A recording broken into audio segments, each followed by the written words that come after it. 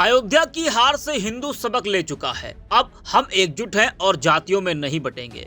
इस बार चूकना नहीं है। अयोध्या के बाद हम जो अपमानित हुए हैं उस हार का बदला लेने का वक्त आ गया है। सीसामऊ में केवल विशेष वर्ग के लिए काम हुआ है। चुनाव प्रचार के दौरान बीजेपी सांसद रवि किशन ने ये बात कही थी और बीजेपी ने भी यही कहा था कि अयोध्या हार का बदला सीसामऊ से लिया जाएगा।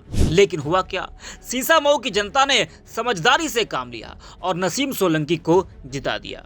जी हाँ, सीसामऊ को लेकर भाजपा कह रही थी कि अयोध्या हार का बदला सीसामऊ से लिया जाएगा, लेकिन बीजेपी बदला नहीं ले पाई। सीसामऊ विधानसभा सीट पर हुए उपचुनाव में समाजवादी पार्टी ने लगातार अपनी जीत की परंपरा को कायम रखा। सपा प्रत्याशी नसीम सोलंकी ने भाजपा को कड़ी शिकस्त देते हुए 28 साल की पार्टी विरासत को बरकरार रखा। इस चुनाव में भाजपा ने पूरी ताकत झोंकी थी। यहाँ तक कि मुख्यमंत्री योगी आदित्यनाथ ने खुद 3 बार यहाँ प्रचार किया। इसके बावजूद भाजपा को हार का सामना करना पड़ा। सपा विधायक अमिताभ वाजपेयी ने नसीम सोलंकी की जीत पर कहा कि यह कानपुर है, रामपुर नहीं। यहाँ की जनता किसी के बहकावे में नहीं आती। उन्होंने तंज कसते हुए कहा कि योगी आदित्यनाथ का प्रचार भी भाजपा को जीत दिलाने में नाकाम रहा और भाजपा की फुटबॉल यहाँ पंचर हो गई। अमिताभ वाजपेयी ने क्या कुछ कहा है वो भी आप सुनिए। जनता का प्यार जीता है।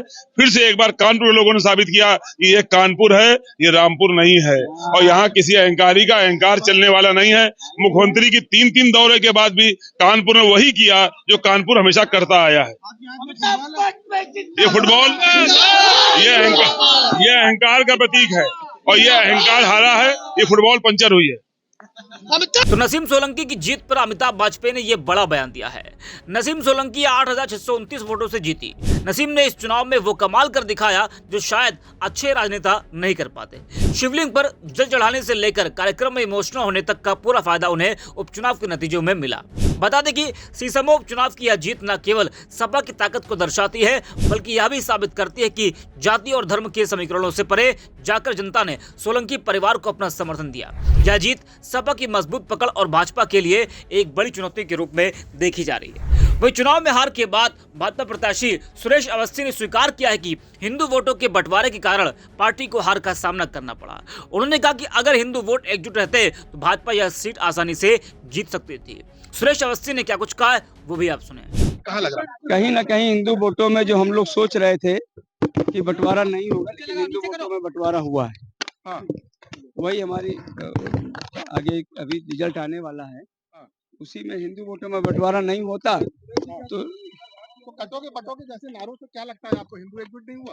अब इस विषय पे तो नहीं कह सकते। हिंदू वोट को नहीं मिले हैं। हाँ, अब ये तो नहीं कह सकते, लेकिन कहीं ना कहीं लॉस हुआ। तो आप हार अपनी हार सीतामऊ से अभी तो करीब ये तो मान के चलिए कि आखिरी राउंड बचे रह गया था, 20वां राउंड, 20वां राउंड का रिजल्ट नहीं आ पाया। तो सुना आपने, भाजपा प्रत्याशी सुरेश अवस्थी का मानना है कि हिंदू वोटों के बंटवारे की वजह से यह सीट भाजपा सीसामऊ में नहीं जीत पाई।